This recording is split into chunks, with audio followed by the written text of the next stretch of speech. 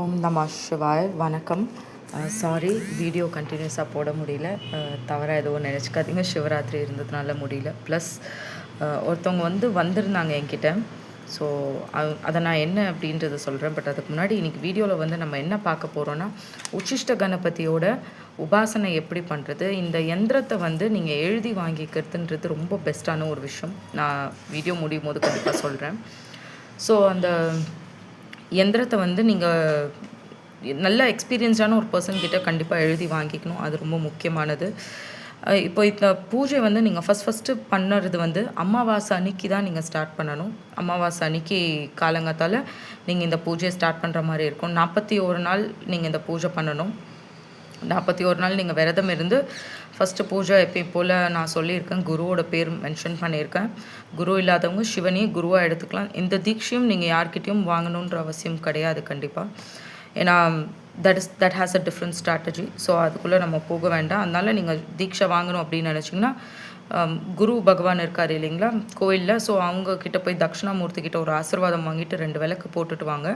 இந்த உபாசனை ஸ்டார்ட் பண்ணணும் அப்படின்னு நினைக்கிறவங்க. இப்போ நீங்கள் வழிபாடு மட்டும் பண்ணணும் அப்படின்னு நினச்சிங்கன்னா, நான் மந்திரம் இதில் கொடுத்துருக்கேன். ஓம் நமோ பகவதே உச்சிஷ்ட கணபதி ஐயம் கிளியும் சவும் வசி வசி ஸ்வஹா. யந்திர பிரயோக மந்திரம் அப்படின்றது ஒன்று இருக்குது. அது எப்போனா யந்திரத்தோடு நீங்கள் சேர்ந்து யந்திரா மந்த்ரா தந்த்ரா இது 3மே சேர்ந்து தான் மாந்திரிகம். அப்போ தான் அதோட பவர் ஜாஸ்தியாக இருக்கும். ஸோ அதனால தான் அந்த மந்திரத்தை நான் கொடுத்துருக்கேன். ஓம் நமோ தசாட்சர மந்த்ராய மூஷிக வாகனாய ஐயும் கிளியும் சவும் ஆ ஊ மகா கணபதி எனக்கு வசமாக ஸ்வாஹா அப்படின்றது தான் அந்த யந்திர பிரயோக மந்திரம். இது யந்திரம் இருந்தால் மட்டும் அந்த மந்திரத்தை சொல்லுங்கள். இல்லைனா அந்த மந்திரத்தை அவாய்ட் பண்ணிக்கோங்க. ஃபஸ்ட்டு இருக்க மந்திரத்தை சொல்லிக்கோங்க. இப்போ நீங்கள் வெறும் வழிபாடு மட்டும் பண்ணணும் அப்படின்னு நினைக்கிறீங்கன்னா, டெய்லி இந்த மந்திரத்தை ஒரு 108 வாட்டி நீங்கள் சொல்லிட்டு வரலாம். பட் கொஞ்சம் கேர்ஃபுல்லாக சொல்லுங்கள். ஏன்னா ஃபஸ்ட்டு டே உங்களுக்கு தெரியும், நிறைய பேருக்கு தெரிஞ்சிருக்கும் ஆல்ரெடி முன்னாடி. உச்சிஷ்ட கணபதியோட உபாசனை நான் ரொம்ப ஆசைப்பட்டு எடுத்த ஒரு உபாசனை. ஏன்னா எனக்கு பாலிட்டிக்ஸ்லாம் கிடையாது. உண்மையாகவே எனக்கு கலைஞர் ஐயானா ரொம்ப பிடிக்கும். ஸோ அவர் உச்சிஷ்ட கணபதியை ரொம்ப வழிபாடு பண்ணுவார். அதே மாதிரி அவங்க ஃபேமிலியில் அப்போது எனக்கு இது என்னோடய கிராண்ட்மா சொன்னது. ஸோ சின்ன வயசில் அவங்க எனக்கு சொல்லியிருக்காங்க. திருவாரூரில் காளி கோயில் இருக்குது. அங்கே திரு கலைஞர் ஐயா அங்கே வழிபாடு பண்ணுவார் அப்படின்றத நான் கேள்விப்பட்டிருக்கேன். ஸோ எனக்கு கலைஞர் ஐயா வழிபாடு பண்ணதை நான் வழிபாடு பண்ணணும். அது ஒரு ஆசை தானே. இப்போ நம்ம எப்படி இப்போ சொல்கிறோம் இல்லையா, தமன்னா லிங்க பைரவி கும்பிட்றாங்களா, நம்மளும் கும்பிடணும் அப்படின்னு ஒரு ஆசை வரும் இல்லைன்னா. It's a common desire for every human being. ஏன்னா ஒரு விஷயம் நம்ம பண்ணணுன்னும் போது நம்ம பண்ண மாட்டோம். பட் வேறு யாராவது ஒருத்தவங்க, அதுவும் பாப்புலராக இருக்கவங்க ஒருத்தவங்க பண்ணணுன்னும் போது நம்ம பண்ணணும்னு நினைப்போம் கண்டிப்பாக. ஸோ அந்த மாதிரி தான், அதான் உண்மை. ஏன்னா எனக்கு புள்ளியார்னாலே எனக்கு பொதுவாக ரொம்ப பிடிக்கும். அதுவும் இல்லாமல் இவங்க இந்த மாதிரி ஒரு ரீசன் தெரிஞ்ச பிறகு எனக்கு அதை பண்ணணுன்னு ரொம்ப ஆசை. ஸோ பண்ண அன்றைக்கி என்னோடய வீட்டுக்கு கருநாகம் வந்துருச்சு. அதனால் அது இன்னும் ஒரு சந்தோஷமான ஒரு விஷயம்தான். பாம்பு வந்தது சந்தோஷம் இல்லை, நான் பார்த்து ரொம்ப பயந்துட்டேன்.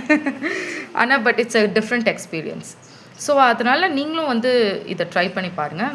கேர்ஃபுல்லாக பண்ணுங்கள். ஆனால் யந்திரத்தை நீங்கள் எழுதி வாங்கிக்கோங்க. அதுதான் பெஸ்ட்டு. யந்திரம் வேண்டாம். நான் சொல்கிறேன் ஏன் யந்திரம் போடலை அப்படின்னு. இதுக்கு பூஜை படைகள் அப்படின்னு பார்த்தோன்னா, அவல், பொரி, கடலை, வெத்தலைப்பாக்கு, பூ, பழம், தேங்காய். சுவாமிக்கு நிவேத்தியமாக நீங்கள் தயிர் சாதம் வச்சுக்கோங்க. ஃபஸ்ட்டு டே மட்டும் நான் சொன்ன எல்லா படையிலும் வச்சுக்கோங்க. மீதி எல்லா நாளும் அவல், பால், சக்கரை மட்டும் நீங்கள் வச்சா போதும். முடிஞ்சால் மோதகம் செஞ்சு வைங்க. என்ன கொழுக்கட்டை செஞ்சு வைங்க. பூர்ணம் ஸ்டஃப் பண்ணி. அது ஆக்சுவலாக சந்திரனுக்குரிய ஒரு பரிகாரம் அப்படின்னு நான் பார்த்தேன், யூடியூப்பில் பார்த்தேன். எனக்கு அதை பற்றி எதுவும் தெரியாது. ஒரு சத்யசீலன் அஸ்ட்ராலஜர் அப்படின்னு ஒருத்தர் இருப்பார், ரொம்ப நல்லாயிருக்கும். ஸோ அவர் ஒரு வீடியோவில் சொல்லி நான் பார்த்தேன். அதை நான் ட்ரையும் பண்ணியிருக்கேன். ஸோ அதனால் எப்போவுமே ஐ டேக் எஃபர்ட்ஸ். பிள்ளையாருக்கு என்ன பிடிக்கும், காளிக்கு என்ன பிடிக்கும்னு எனக்கு பார்த்து குக் பண்ணுறதுல எனக்கு ஒரு சந்தோஷம். அவங்களுக்கு குக் பண்ணி கொடுக்கறதுல எனக்கு ஒரு ஹாப்பினஸ். அதனால் நீங்களும் பிள்ளையாருக்கு பிடிச்சது நீங்கள் வைக்கலாம். அருகம்புல் வச்சுக்கோங்க. இதுக்கு கண்டிப்பாக அரளிப்பூ தான் யூஸ் பண்ணணும். மல்லிப்பூ அது வேண்டாம், அரளியே யூஸ் பண்ணுங்க. ஏன்னா உச்சிஷ்ட கணபதின்றது உக்ரகமான ஒரு ஸ்வரூபம். ஸோ அதனால தான் நம்ம அந்த இடத்துல அதை யூஸ் பண்ணுறோம். 41வது நாள் திருப்பி அதே மாதிரி பூஜை முடித்த உடனே நீங்கள் ஃபஸ்ட்டு டே என்ன படையல் போட்டிங்களோ அதே மாதிரி லாஸ்ட் டே படையல் போட்டு இந்த பூஜையை ஃபினிஷ் பண்ணிக்கோங்க. இவ்வளோ தான் இந்த பூஜை முறை. மந்திரம் நான் கொடுத்துருக்கேன். ஸோ அதான் மந்திரம் நான் உங்களுக்கு எழுத்து ஃபார்ம்லேயே நான் கொடுத்துருக்கேன். இன்னொரு விஷயம் என்னென்னா, இப்போ எனக்கு நேத்திக்கு ஒருத்தவங்க கால் பண்ணாங்க. எனக்கு நிஜமாகவே ரொம்ப ஹர்ட் ஆயிடுச்சு. பையனுக்கு வந்து 21 வயசு ஸ்டார்ட் ஆகிற டைம், 20 வயசு தான் போல். யாரோ ஒருத்தவங்க வந்து இந்த மாதிரி மோகினியோட யந்திரத்தை வந்து கொடுத்துருக்காங்க அவனுக்கு. எதுக்காக கொடுத்துருக்காங்கன்னா, ஒரு மோகன சக்தி கிடைக்கும், அவன் போகிற இடத்துலலாம் வந்து வசமாகணும் அப்படின்ற மாதிரி அவங்க கேட்டிருக்காங்க. இது எப்படின்னா, சினிமாவில் இருக்க ஸ்டார்ஸ்லாம் இருக்காங்க இல்லையா, சீரியலில் அவங்கெல்லாம் வந்து யூஸ் பண்ணுவாங்க அந்த மாதிரி விஷயங்கள். அப்சரஸ் வச்சுருப்பாங்க, ஒரு சில பேர் வந்து ஒரு விதமான யோகினி வச்சுருப்பாங்க, மோகினி வச்சுருப்பாங்க. அவங்களுக்கு இன்னொருத்தவங்க ஒரு மாந்திரிகர்கிட்டேருந்து பூஜை பண்ணி வாங்குவாங்க. ஸோ அந்த மாதிரி இந்த பையனும் வாங்கியிருக்கான். பையன் வந்து பயங்கர பணக்காரன். ஸோ இவன் வந்து என்ன பண்ணிட்டான், 30,000 40,000 கொடுத்து வாங்கிட்டாங்க. அந்த பையன் அவனோட காலேஜில் படிக்கிற ஃப்ரெண்ட்ஸ் வந்து சொல்லியிருக்காங்க, இந்த மாதிரி ஒருத்தவங்க வந்து மாந்திரிகம் பண்ணுறாங்க, நீ அவங்கக்கிட்டேருந்து வாங்கிக்கோன்னு. இந்த பையன் அந்த யந்திரத்தை கொண்டு வந்ததுலேருந்து இவனுக்கு நைட் ஆனால் வந்து யாரோ இவன் கூட வந்து இருக்கிறது போல் இவனுக்கு கனவு வந்திருக்கு. யந்திரம் வாங்கி ஒரு 11 நாளில் அந்த பையன் தூக்கு போட்டு இறந்து போயிட்டான். ஸோ அவங்களுக்கு ரொம்ப நாள் புரியல, ஏன் பையன் நல்லா இருந்த பையன் திடீர்னு இறந்துட்டாங்கன்னு அவங்களுக்கு அது புரியல. அப்புறம் அந்த பையனோட ரூமெல்லாம் க்ளீன் பண்ணும் போது அவங்க அந்த யந்திரத்தை கண்டுபிடிச்சி எடுத்து வேறு யாரும் அவங்க வீடு பக்கத்தில் இருக்கவங்க வந்து நம்ம சேனல் பார்க்குறவங்க போல் அவங்க பார்த்து சொன்னாங்களா, இந்த மாதிரி ஒருத்தவங்க வந்து சேனல் போடுறாங்க, அவங்க ஒரு லேடி தான், ஸோ அவங்கக்கிட்ட நீங்கள் பேசி பாருங்கள் அப்படின்னோடனே அவங்க அந்த ஃபோட்டோ எடுத்து அனுப்பிச்சாங்க. யந்திரம் வந்து பவர்ஃபுல்லான யந்திரம் தான். ஆனால் யந்திரத்தோட இது வந்து என்ன பண்ணியிருக்காங்கன்னா, எக்ஸ்பீரியன்ஸ் இல்லாதவங்க அந்த யந்திரத்தை வந்து எழுதியிருக்காங்க. ஓகேங்களா? இப்போது நான் வந்து ஒரு யந்திரம் வந்து நான் உங்களுக்கு கொடுக்குறோன்னா, அந்த நான் ஆல்ரெடி ஒரு பூஜை பண்ணவளாக இருக்கணும், காளிக்கு ஒரு பூஜை பண்ணியிருக்கணும், இல்லை காளி உபாசகராக இருக்கணும். அது ரொம்ப மேண்டட்டரியான விஷயம். காளி உபாசகராக இருக்க வேண்டியது கண்டிப்பாக ரொம்ப முக்கியமான ஒரு விஷயம். அப்படியும் இல்லைன்னா நான் வந்து அட்லீஸ்ட் நான் ஒரு 20-30 வருஷமாவது நான் காளியை வணங்குறவளாக இருந்திருக்கணும். ஒரு யந்திரம் எழுதணுன்னா எனக்கு அந்த சக்தி வேணும். ஒரு தெய்வதையோட யந்திரம் எழுதணுன்னா அந்த தெய்வதை வந்து எனக்கு கண்ட்ரோல் ஆகி இருந்தால் தான், அதை கண்ட்ரோல் பண்ண முடிஞ்சால் தான் நான் அந்த யந்திரத்தை எழுத முடியும். அப்புறம் அந்த கூட இருக்க பசங்கக்கிட்ட அவங்க அம்மா கேட்ட பிறகு அவங்க சொல்லியிருக்காங்க, இந்த மாதிரி ஒரு காலேஜ் படிக்கிற பையன் அவங்க இந்த மாதிரி ஏதோ யூடியூப் பார்த்து அவன் பண்ணியிருக்கான் ஆண்டி, எங்களுக்கு தெரியாது, நாங்கள் வந்து இவன்கிட்ட சொன்னோம், ஆனால் இவன் வந்து பரவாயில்ல நான் வாங்கி வச்சுக்கிறேன்னு இவன் வச்சுருக்கான் அப்படின்னு. இந்த பையனுக்கு வந்து காசு போனால் பரவாயில்ல, பிரச்சனை கிடையாது, காசு சம்பாரிச்சிக்கலாம். அந்த யந்திரம் ஒர்க் ஆகலைன்னா கூட பிரச்சனை இல்லை. ஆனால் அந்த எழுதினவங்க வந்து மாந்திரிகன் கிடையாது.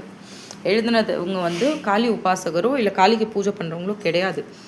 அதனால் அவங்களுக்கும் அது ஆபத்து உண்டாயிருக்கும். கண்டிப்பாக அவங்களுக்கு அதோட சைடு எஃபெக்ட் கிடச்சிருக்கும். இந்த பையனோட உயிரே போச்சு. அவங்க அம்மா வந்து அவ்வளோ அழுதாங்க, எனக்கு ரொம்ப கஷ்டமாயிடுச்சு. ஸோ யந்திரம் அதனால தான் நான் இனி வீடியோஸில் வந்து போஸ்ட் பண்ண வேண்டாம் அப்படின்றதுனால ரொம்ப நார்மலாக இருக்க யந்திரம்லாம் நான் போட்டுறேன், ஒன்றும் பிரச்சனை கிடையாது. ஆனால் ரொம்ப பவர்ஃபுல்லான ஒரு யந்திரத்தை நான் போஸ்ட் பண்ணலை. ஏன்னா வேறு யாராவது ஒருத்தவங்க வந்து அதை எடுத்து பண்ணும்போது ரொம்ப கஷ்டமாக இருக்குது. இன்றைக்கி ஒரு உயிரே போச்சுன்ற அவங்க அம்மா வந்து அழுதாங்க. எதனால் அந்த பையன் வந்து அவங்கள அப்ரோச் பண்ணாங்க, ஏன் வந்து அட்லீஸ்ட் அந்த பையன் வந்து ஒரு கரெக்டான ஒரு மாந்திரிகன் கிட்டையாவது கேட்டு, அவங்க மாந்திரிகம் பண்ணுறவங்களா, அவங்க காளிக்கு பூஜை ரெகுலராக கொடுக்குறாங்களா, ஒரு காளிக்கு ஹோமம் வளர்க்குறாங்களா, ஏன்னா இந்த மந்திரம் சொல்கிற உடம்பா அப்படின்றதெல்லாம் அவங்க பார்த்து கேர்ஃபுல்லாக வாங்கியிருந்தாங்கன்னா அந்த பிரச்சனை கிடையாது. ஏன்னா நான் ஒரு யக்ஷினி மோகினி யந்திரம் எழுதுகிறேன்னா அவங்க எனக்கு கண்ட்ரோலாக இருக்கணும். காளி இருந்தால் தான் அவங்க கண்ட்ரோல்டாக இருப்பாங்க, இல்லைன்னா அவுட் ஆஃப் கண்ட்ரோலில் போய்டும். ஸோ அந்த மாதிரி அவங்க அம்மா வந்து ரொம்ப அழுதாங்க. ஒரே பையன், ரொம்ப அப்படியே மனசு கஷ்டமாயிடுச்சு, ஹர்ட் ஆயிடுச்சு எனக்கு. அதனால் நேத்திக்கெல்லாம் ரொம்ப உடஞ்சி போயிட்டேன். ஸோ நீங்களாம் யந்திரம் வந்து வாங்குறீங்க அப்படின்னா கண்டிப்பாக வந்து எக்ஸ்பீரியன்ஸ்டான ஒரு பர்சன் கிட்ட வாங்குங்க. நீங்கள் வந்து காண்டாக்ட் பண்ண முடியுமா அப்படின்றத பாருங்கள். ஏன்னா காசை வாங்கிட்டு நிறைய பேர் யந்திரம் கொடுத்துட்டு மந்திரம் கொடுக்காமல் விட்டுருவாங்க. யந்திரத்துக்குன்னு ஒரு பூஜை முறைகள் இருக்கும், அதை சொல்லாமல் விட்டுருவாங்க. ஸோ நீங்கள் யந்திரம் வாங்கும் போது அதெல்லாம் உங்களுக்கு வந்து அது கிடைக்குதான்னு பாருங்கள். அதையும் தாண்டி அதுலேயே அவங்க வந்து மையெல்லாம் வச்சு கொடுத்துருவாங்க. அதோட நீங்கள் எந்த மையும் நீங்கள் வாங்க வேண்டிய அவசியம் கிடையாது. இது வாங்கினா ஆஃபர் மாதிரி +1 ஆஃபரெல்லாம் நம்ப வேண்டாம். அவங்களே மாந்திரிகம் பண்ணுறவங்களே மை வச்சுருப்பாங்க, அதில் யந்திரத்தில் அவங்களே மை வச்சு கொடுப்பாங்க. ஸோ அதை வந்து கேர்ஃபுல்லாக கண்டிப்பாக பார்த்து வாங்குங்க. ஏன்னா அதை கொண்டு போய் அவங்க வீட்டில் வச்சதுனால தான் அந்த உயிர் போயிருக்கு. 11 நாளில் இறந்துருக்கான் அந்த பையன். கேட்கும் போதே ரொம்ப கஷ்டமாயிடுச்சு. ஸோ கண்டிப்பாக இந்த பூஜை பண்ணும்போது நீங்கள் கேர்ஃபுல்லாக பண்ணுங்கள். எந்திரம் வேணுன்றவங்க நீங்கள் கால் பண்ணுங்கள். நான் உங்களுக்கு கண்டிப்பாக எழுதி கொடுக்குறேன். Thank you so much.